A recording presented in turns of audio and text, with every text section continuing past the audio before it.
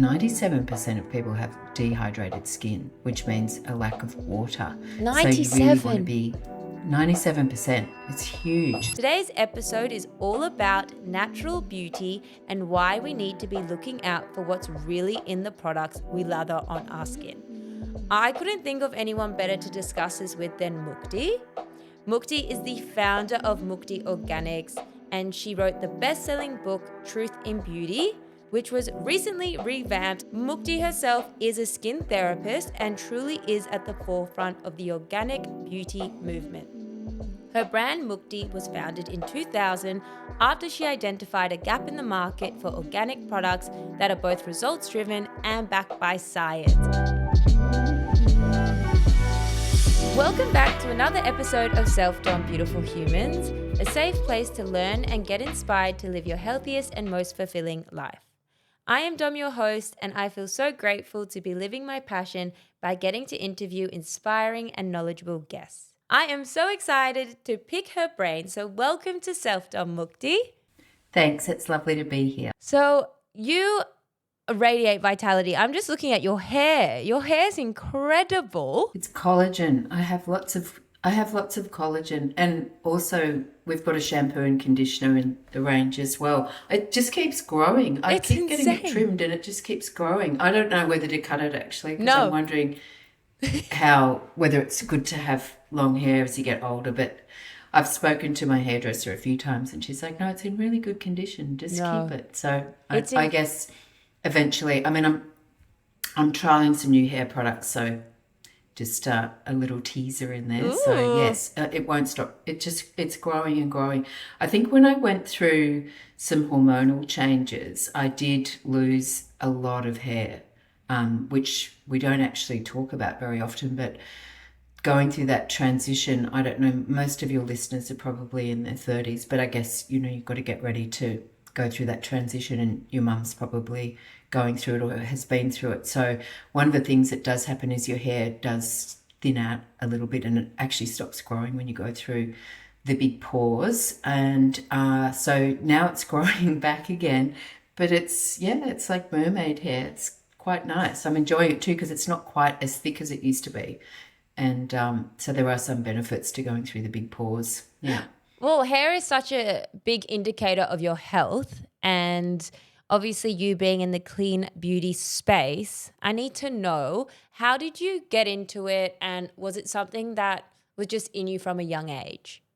It's a great question. Well, there wasn't really a clean beauty category when I first started formulating the products.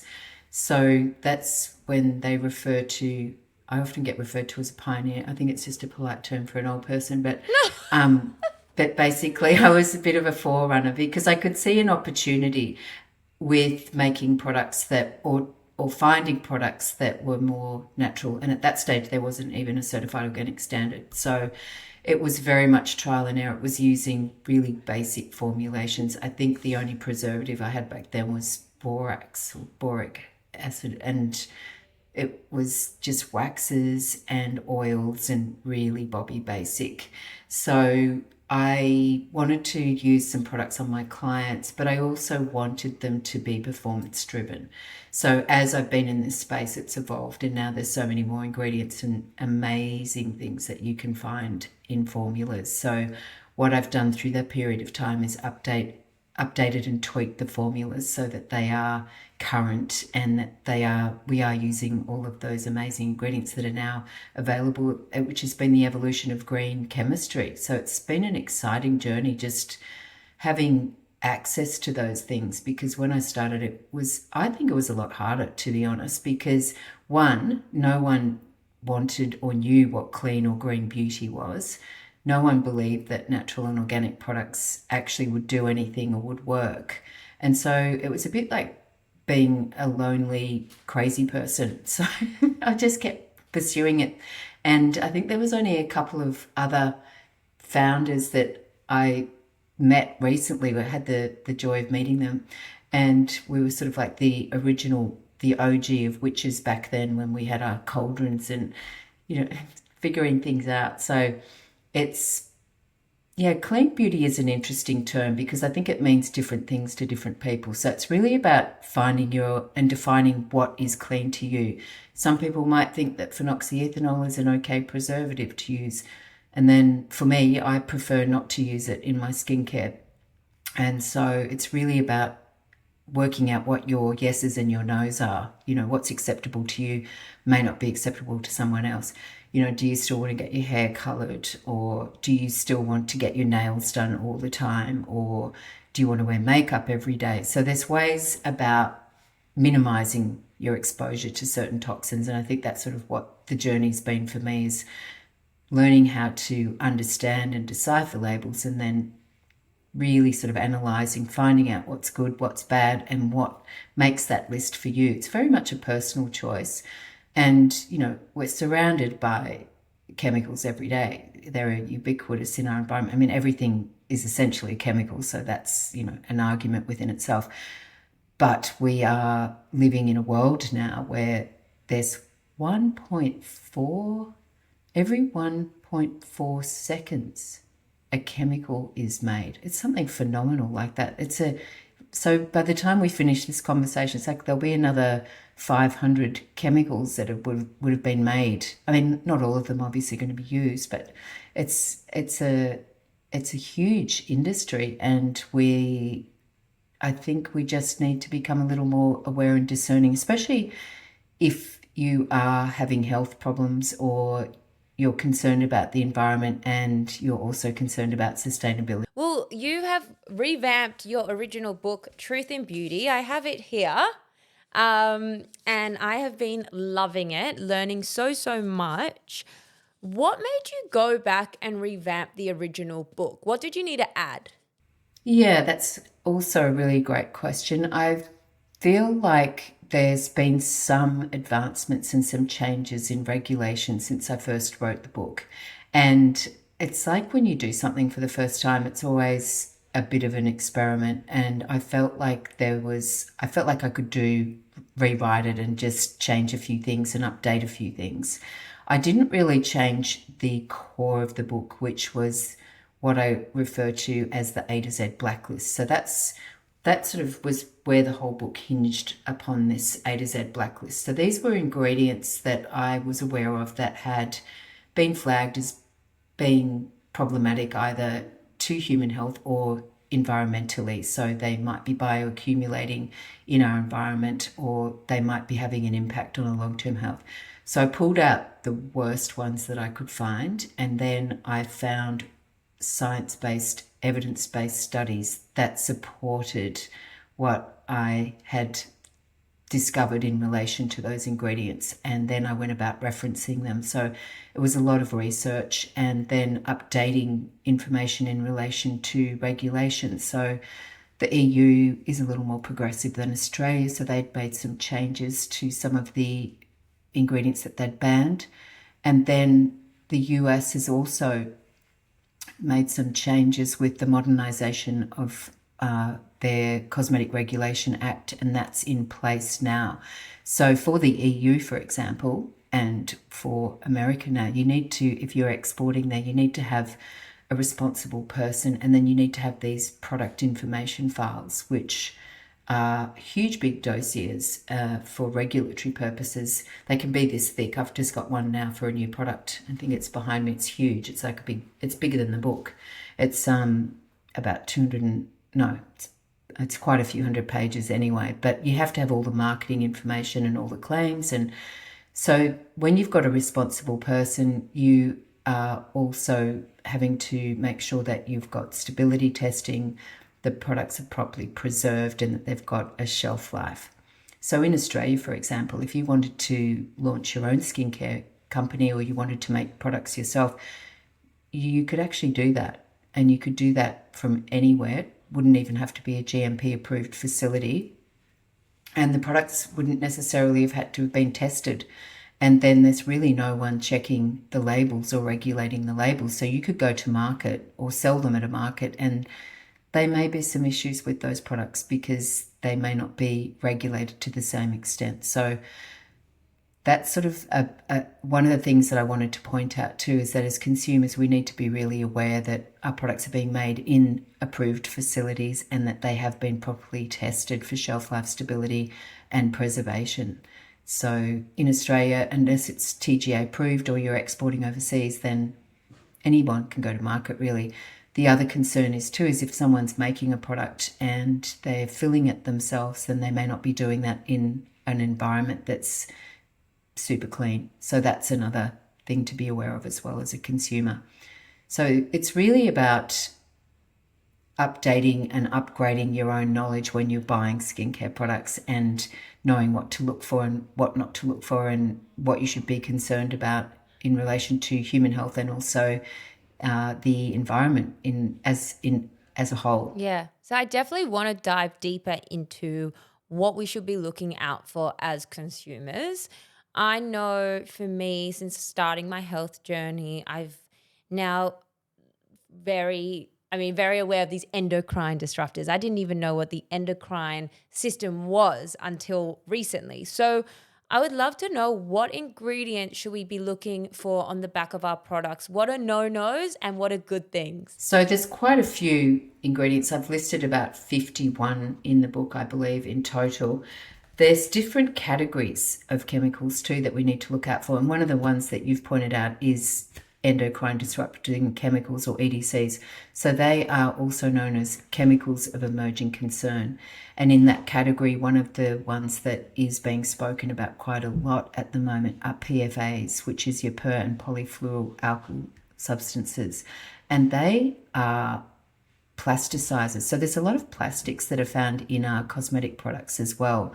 And what they do is they help the product adhere or stay or stick to the skin. So they're commonly found in things like mascara, blushes, lipsticks, and they're not necessarily listed on the label either. So they're one of the things to be aware of, is PFAs.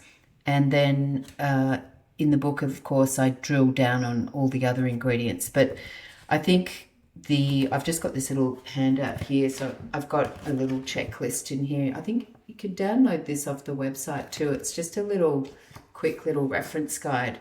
And what I did was I put the main ingredients in there, the main ones that I was concerned about, and then I put a legend next to them. So whether they're an allergen, they are bioaccumulate, they're a carcinogen, they're an endocrine disrupting chemical, an irritant, mutagenic neurotoxin, penetration enhancer, respiratory irritant, tetragen, which means that it's something that can cause harm during pregnancy, or a xenoestrogen, which is something foreign that didn't exist in nature before it was being synthesized by humans. So that's something that would bioaccumulate in the environment.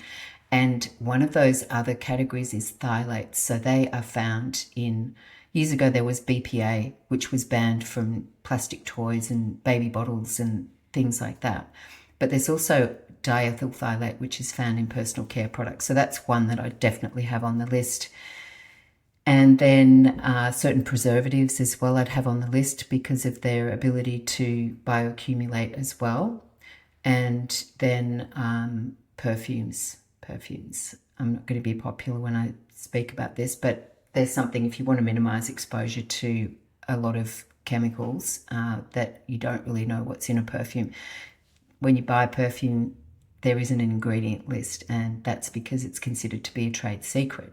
So we don't know what we're using when we're using perfumes, but there are many different chemical constituents in those, and we're breathing them in. They're very small, fine particles. We're putting them on our lymph node, and that's also going to affect our hormonal system as well.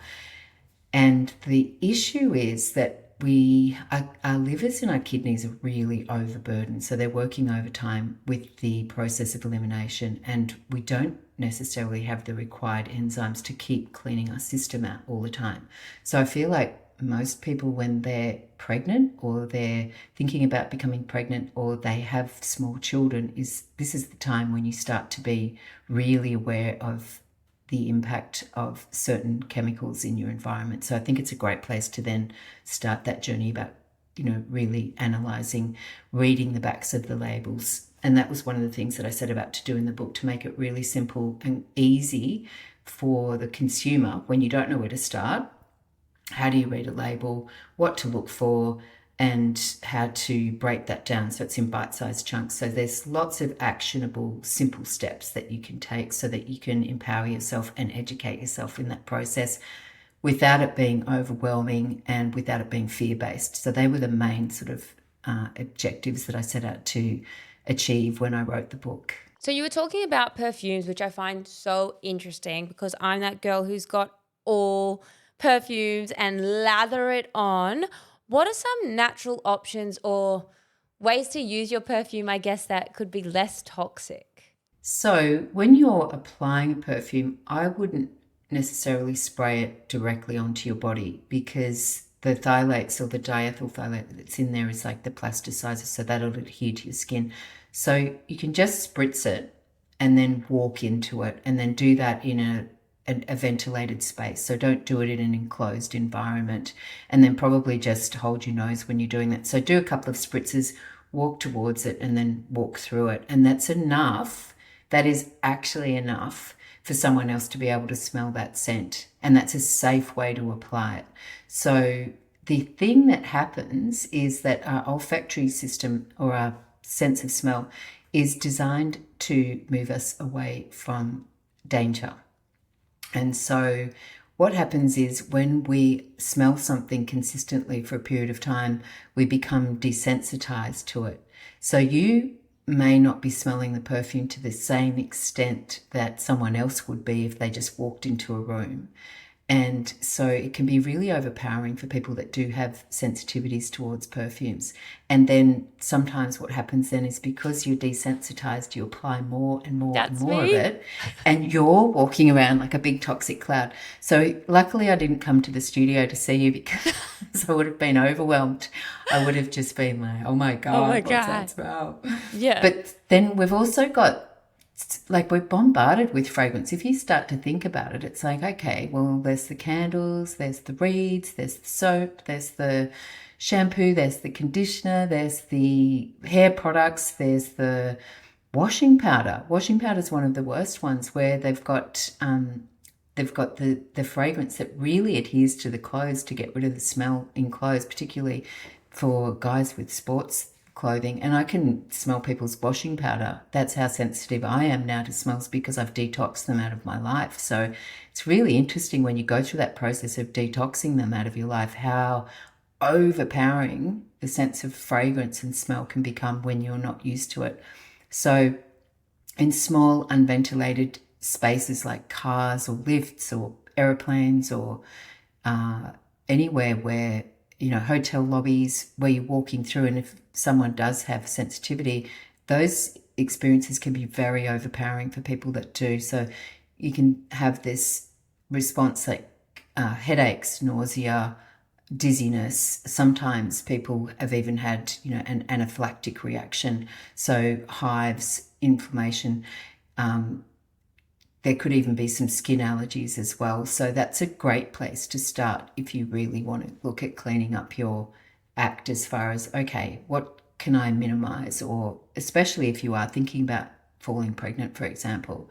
So that'd be something that, if I was to come to your house and do an audit, or do what I call a green bag, I'm sure I could fill that green bag really fast. But I think that would be one of the things that I'd say to you if you wanted to look at cleaning or starting on that journey of auditing your products. That would be the first thing I would say to you. And I know you're going to hate me for it, but it's just one of those things that we really don't know the long-term implications and compounded effects of using these different chemicals over a period of time. So the studies, to get a segment of people together to do a study on one specific ingredient is almost impossible.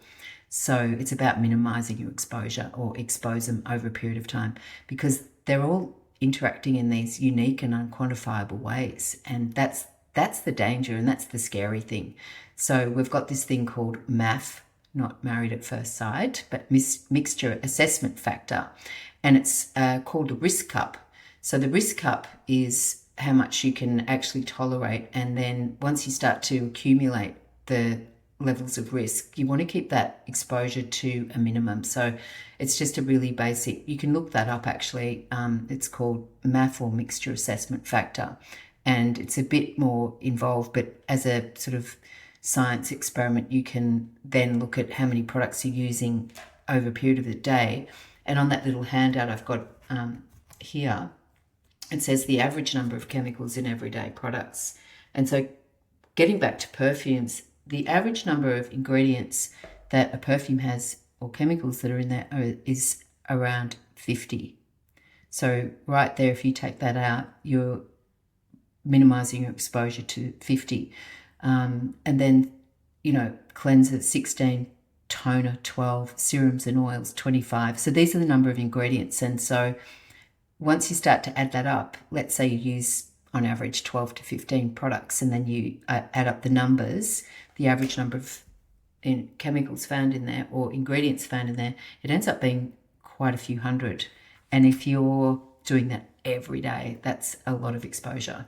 Yeah, I'll have to share that pamphlet on my stories and page, because I feel like that is incredible knowledge. And like anything, just seeing it visually really changes your perspective, rather than like, oh, I just use a bit of this and a bit of that. You're like, holy shit, I'm like interacting with so many chemicals before I even leave the house. But Mukti, you'll be proud. When I got back from Europe, because I've been learning and reading your book, I said, Tom, we've got to get rid of the washing powder. I can't use it. And we've bought like a natural one. And I actually love the smell of it. And I just feel so much better. I always think my head's on that pillow. And now knowing about all these chemicals, laying on there for 8 hours a night just doesn't seem like a good thing to do.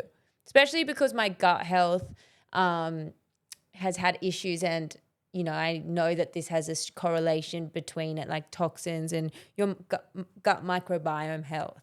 Absolutely. And I did listen to your episode with Carla, and it's the place to start with skincare, because your skin is a reflection of your gut health. So definitely a really good place to start. And also with perfumes and fragrances, a lot of them contain synthetic musks or musk xylene, and that also bioaccumulates in waterways, in rivers, in animals, in wildlife. So, we're really subjecting our environment, and that's the other big part of this story, a big part of the equation. It's not just personal care products. It's like, wow, we're having an impact on the health of animals and our rivers and waterways. 97% of our waterways in the world are now polluted, which is just shockingly tragic. And so being a responsible consumer and thinking about what you're using, and when we wash our hair or we wash ourselves, it's all going down the drain. It's all going somewhere. So it's just a holistic approach, really. And I think that's a really important thing to think about as well. Yeah, well, I wanted to talk on greenwashing. You define it in the book as labeling, marketing, or making products appear natural regardless of their chemical composition. So this is huge in the beauty industry. I mean, you started Mukti in 2000. It's well ahead of its time. I think now it's super trendy to be clean beauty, vegan. But first of all, can any brand just slap that on their labels? And second of all, what should we be looking out for to know it's genuinely organic or genuinely vegan and has this holistic approach? So yes, greenwashing is rife in the industry. So what you want to look for is, sometimes price can be indicative. And then if you're looking for certified organic, you'd be looking for a logo. So for us, the products that are certified organic in our range are ACO Cosmos approved. So you'll see that logo. And that's a really good global standard. Cosmos is probably the highest standard as far as allowable inputs. And what that means is that we are regulated and audited. And so someone comes here annually, and then every single ingredient that we use is audited down to the last drop. So we have to justify where that came from, where the start source was, how it was grown, and then what products we used it in, how many products it was used in. And all of that has to add up to the amount of inputs that we made during the course of that year. So it's quite stringent. So it's a third-party regulation. Also, you'll find the same with Choose Cruelty Free or with PETA, which is the animal cruelty logos. And then you've also got vegan and vegetarian logos. So they're usually audited by third parties. So you'd be wanting to look out for those logos and symbols. And then, of course, different certifications all have different allowable inputs as well. But for us, Cosmos was a really good one for personal care products. So that's why we went with Cosmos. It's also more of a personal care product standard as opposed to a food standard. So the other thing you'd want to look for is when you're looking at a label is the top third. So I always say visually divide the label into three, and then in the top third is where the majority of the ingredients are going to sit. So you want to be looking for botanical sounding names and botanical species there if you're looking for more of a natural or organic product. So your first 5 ingredients, 5 to 10 ingredients, should look like there's some plant-based ingredients in there. So they'll have botanical sounding names like macadamia alternifolia, jojoba sinensis, which is jojoba,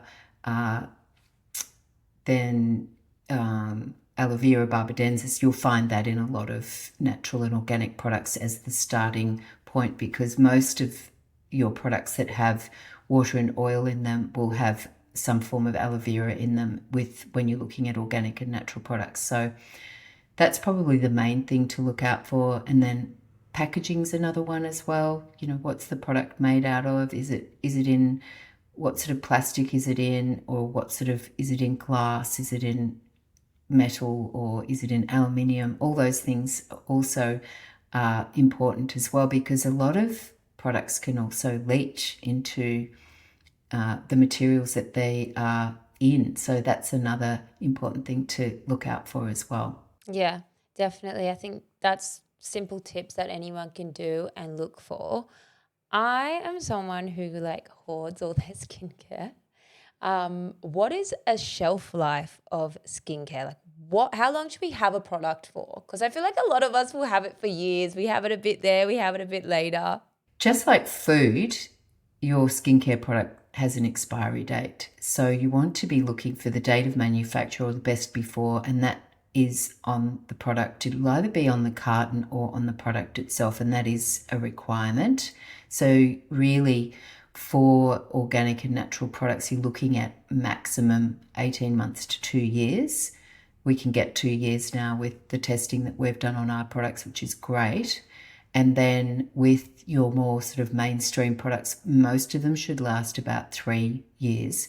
But again, you want to look for the best before date. And then if it's way out of date, that needs to belong in, you need to clean it out.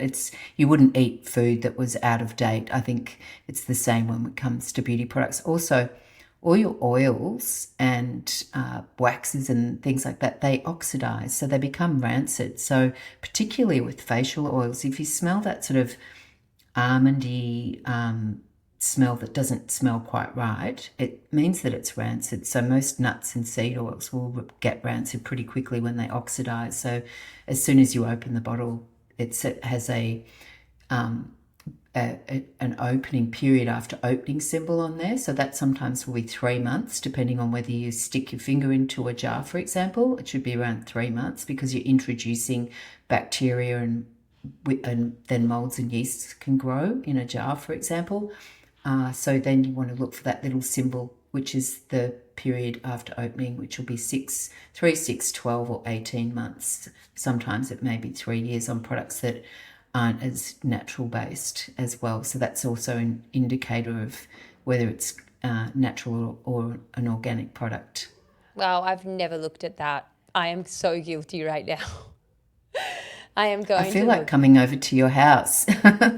Come from Byron. I would love that. I'll come and clean it out. Yes, we'll fill the garbage. We'll fill a green bin by the sound of it. Have nothing left.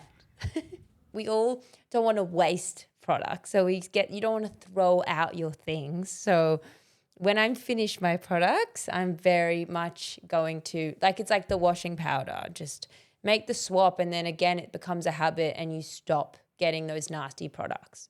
Well, we've done It's a great place to start. yeah, we've done like the window cleaner and those sort of things. I've become more aware of that. And especially because my mum's not been well. So we've just been trying to minimize toxins. So it is something at, front of mind, and I am taking into consideration.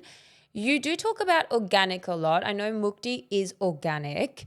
How important is it that we're having organic skincare, but also that we're consuming organic?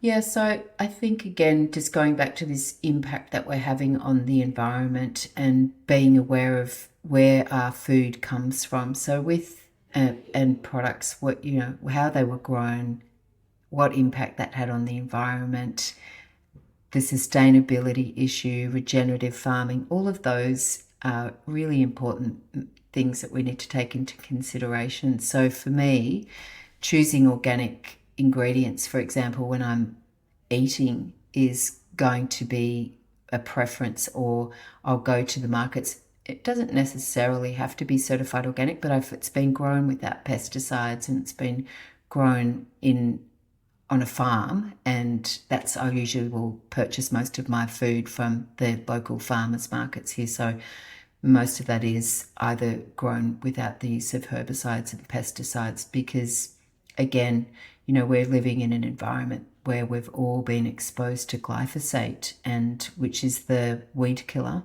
that's still used, and it's something that is best to avoid as much as possible, because again, we don't know the long-term impacts of that, but we do know that there is a rise in the number of cancers in the world. So I'm sort of putting a lot of that towards this whole back in the day when glyphosate was starting to be used, and these big companies are owned by pharmaceutical companies now as well. So I always say follow the money. And just quickly circling back to when you were talking about window cleaning, a really cheap way to make a good window cleaner is just using apple cider vinegar and metho and water and just putting that in a spray bottle. Just do a third, and it's a brilliant window cleaner. So, there's simple things that we could do that will save us money as well. So the DIY for those sorts of products is amazing. Good old sodium bicarbonate and vinegar. That's what our great grandmothers used to use. Let's go back and just use those and minimize the fragrances and all these fake things, and let's just stay away from fake smells. I think that's the place to start with cleaning products as well. But yeah, it's a lifestyle choice, and then it really, for me, everything that I do now is about longevity and health and longevity, because as you sort of come into the 50s, it's like, okay, well, I've only probably got on average maybe 30, if I'm lucky, 40 years left, and it starts to become really, it's more prevalent in your mind when you're making those sorts of lifestyle choices every day. It's like, well, I just want to age well, and how can I age well? And it's all those choices that I'm making now that is going to help me to age well. Yeah.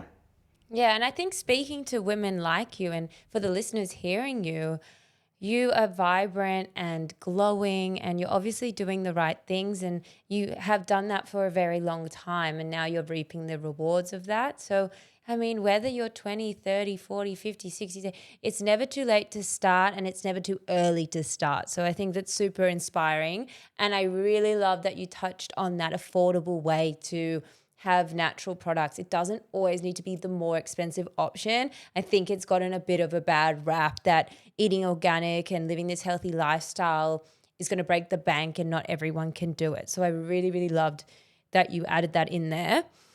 I want to talk about detoxing, because as you mentioned, there are so many toxins. In the book, you actually say that there are over 85,000 chemicals in our environment, but the Environmental Protection Agency has only tested around 200 of them, which first of all is frightening. But as someone, as you said, it's kind of hard to not interact with any toxins at all. How can we detox? What can we do daily to help with the processes?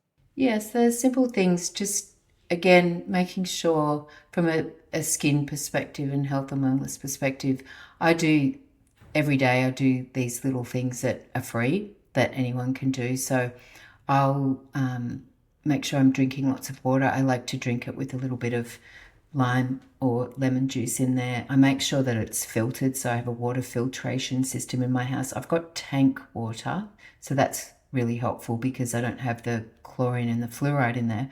But even if you are living in the city, you can filter your water, particularly the water that you're drinking.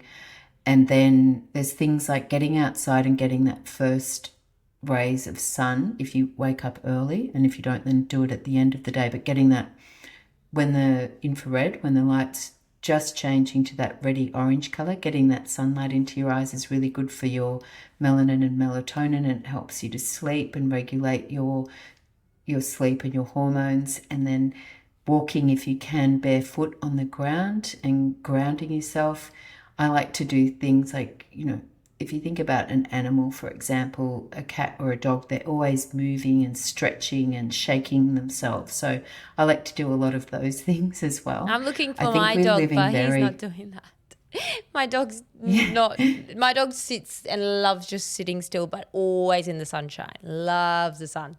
yeah, see, the dogs know. They know that the sun is good for us. I'm not saying that. I think the sun's been demonized a lot too, and it's got a lot of good health benefits. I'm not saying to sort of go out and sunbake but for hours and hours on end, but it definitely has a lot of health benefits. And I think that it's something that we need to be aware of as far as, using it in that way and using it respectfully as well, because without light, nothing grows and thrives. So to just remember that and take that into consideration. It's about having a lifestyle choice. Also, movement is really important, making sure that we're not being sedentary, getting up and moving every few hours, having those little reminders. I've started doing things like taking walking meetings now. So I'll leave the office and grab someone, or I'll take my phone, and then we'll just walk around and walk around the block having a walking meeting. And then things start to, like, you get inspired when you're in a different environment too than sitting in an office. And then, of course, we've also got all this blue light that we're surrounded by all the time. So wearing things like your blue light glasses is good as well if you're sitting in front of a screen all the time or you're watching TV late at night. So everything I do sort of got a little bit of a health hack around it. So I put a whole lot of those things in the book too. There's at the back of the book, there's a whole lot of little free hacks that you can incorporate just really simply into your everyday life that don't cost anything. Body brushing is another good thing that you can do as well. Having regular saunas, if you can do that, jumping into the cold water, if you can do that, having cold showers, all those little things that just help to recharge and regulate our bodies and keep us feeling healthy and alive, especially as we are aging, which everyone is, by the way. Yeah, exactly. And I think those are so good, helpful tips anyone can incorporate daily. I wanted to talk about skin issues. As someone in the beauty industry like yourself, have you seen a rise in eczema, acne, and just skin issues? I know myself, like personally, after I just came back on a long haul flight, my skin is just so itchy, so dry. Why do you think there's such a rise in all these skin conditions? Well, we're living in environments that are very artificial, and flying on a plane is probably one of the worst things that we can do for our skin as far as hydration. Also, where 97% of people have dehydrated skin, which means a lack of water. 97. So you really want to be 97%. It's huge. So to rehydrate your skin, you need to be having those good EFA and DHA oils as well, your omega-3s, not so much your omega-6s, but your omega-3s. And also making sure you're drinking enough water. But EPA and DHA are really great things to incorporate into every day if you want to improve your skin, especially with things like eczema and psoriasis and other skin conditions. I also think that we're using way too many products and we get excited, I do as well, about using something new or trying something new. and then using way too many things. And so most people's skin barriers are compromised. So your microbiome on the outside of your skin is compromised, and then it's also your skin barrier gets compromised as well by using too many exfoliating products or too many actives or products that have got high percentages of active ingredients. So if that's happening, I always recommend and suggest that you just pare right back and have a really simple routine. Also, cleansers can be quite detrimental to the skin too if they've got a lot of soaps or surfactants in there that are very drying with a high pH. So you want to be looking at more nourishing, nurturing cleansers on your skin rather than drying that skin out. So using lots of oils, for example, is a really great place to start. Minimizing exposure to fragrances in your products is also great if you have got eczema or redness or allergies or acne. I think with acne too, just having a very simple routine with a gel cleanser and a moisturizer that is not oil based is another good place to start. We also have a skin quiz that you can do too if you're not sure where to start. So that's, I think a lot of beauty brands now have skin quizzes, so you can kind of work out what your skin type is and then work out what products you need. But I always say just start with a good cleanser, a good serum, and a good moisturizer. Really, those three products are your base foundational products. And then really making sure that if you are using makeup, to make sure you've double cleansed and got all that makeup off before you go to bed, so that your skin is resetting and detoxifying when you sleep, so you don't ever want to go to bed with makeup on. So make sure you really have a nice clean skin. I always love using facial oils. We've got a really nice antioxidant facial oil that's got, I think it's got 16 or so plant oils in there. So using simple products with a mist, like a hydration mist that's water-based or floral water-based, is also a really nice simple skincare step that most people's skin can tolerate. It doesn't matter what your skin type is. Yeah, I definitely think less is more. The longer I'm in this industry, I like work with a lot of beauty brands and things, and I'm like, less is more 100% of the time. And it's so easy to be persuaded by all the beauty marketing. I was just, as I said, traveling and going through duty free. You see all these beautiful models with beautiful skin and the product and the 10-step beauty routine, and it's like quite overwhelming. I wanted to talk about beauty industry marketing. As I said, I was walking through and everyone was poreless and had perfect skin. What do you want to see more in the beauty industry, in the marketing? I feel like when it comes to diversity in body shape and things as models, we've actually gone a long way. We're doing really well. But when it comes to skin, you kind of only see perfect skin. That's really true. And I think that's not the case. I mean, we're all going to have those bad skin days. And I think that it's basically, well, you know what goes into a photo shoot when you're doing a photo shoot. And then, of course, when things are airbrushed or we're using filters and things like that. I mean, the high definition on this on our phones is quite intense sometimes. So I think that we've just got to get okay about the fact that our skin is only going to be a reflection of how we're feeling within. And obviously, if you've been on a flight and then you're seeing all these images, then it definitely can affect your self-esteem. So I think it's just focusing, not getting too fixated about the things that you don't like about yourself. And most of us have this sense of dysmorphia too, where we get fixated. And I think one of the good things about getting older is you stop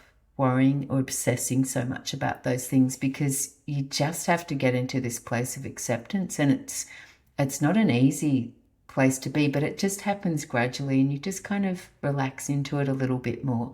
So that is definitely an upside to aging, I think, because, you know, every day you're going to experience that. Our skin's considered mature by the time we hit 25. So that's when you start to see those little fine lines around your eyes. And it's like, okay, well, they're expression lines, you know, they're signs of a life that's been lived. So freezing your face is not necessarily also a great way to be because you're not able to move and express yourself in the same way. And so I think that's also important too. We've got this unrealistic ideal of what beauty is. So I think it's about, I'm not against people who want to have injectables by any means. I mean, I've had, I've tried things over the years, and I think that if it makes you feel good or it makes you feel better, then definitely do it. But also maybe just take a photo of yourself, or have an image of yourself when you felt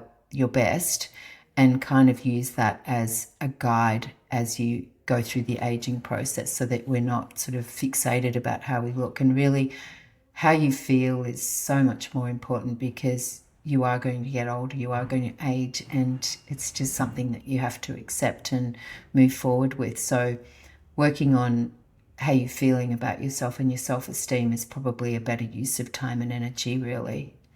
Yeah, and I think as well, we having you here on the podcast and seeing how beautifully you've aging and gracefully, and your skin's, you know, it does come from within. A healthy diet will really help not just your physical, but also your mindset, and allow you to do those healthy routines that you say you do. So I think it's really inspiring for all the listeners, and all women. So I am really grateful that you're here sharing your story, and have created this amazing book, Truth and Beauty. I always end the podcast with the same question. And I want to ask you, what advice would you give your younger self? This is something I've been contemplating, because I feel like I've wasted some time in my journey of just being okay. So it follows on from that last question about being okay with yourself and working on your self-esteem. And so that's the more of the spiritual aspect of my life. And that is what I've started incorporating twice a day. And it seems like a bit of a, for me, it was always a have to, but now it's a want to. But it's something that's made such a huge impact and difference in my life. And that is doing a little 20-minute meditation twice a day. And that keeps me really sane. And that sort of helps me to be a better person and take that time out to work on that side of myself. So we're so busy, our lives are so full. If you can, I mean, it's harder, of course, if you've got young children or you're starting a business, but if you can just carve out that 20 minutes at least once a day, but the topping is the second time of the day, that's what I wish I'd done. My 22-year-old is meditating twice a day, and we just did a meditation course together it was a few months ago now, and I know for her it's a non-negotiable. So sometimes I feel a little bit envious of her because she's 22, and I'm just thinking, wow, that's such a great practice to instill at such a young age. So that would be my advice that I would give my younger self. Yeah, beautiful. Well, Mukti, I'm so grateful that you came on the podcast today. As you said, you're called a pioneer in the clean beauty space, but you truly are. Mukti products are truly leading the way. If you don't, make sure you follow Mukti Organics on Instagram. And yeah, if you love this episode, make sure you share us and tag us, because we love to see it. And I will see you on the next episode.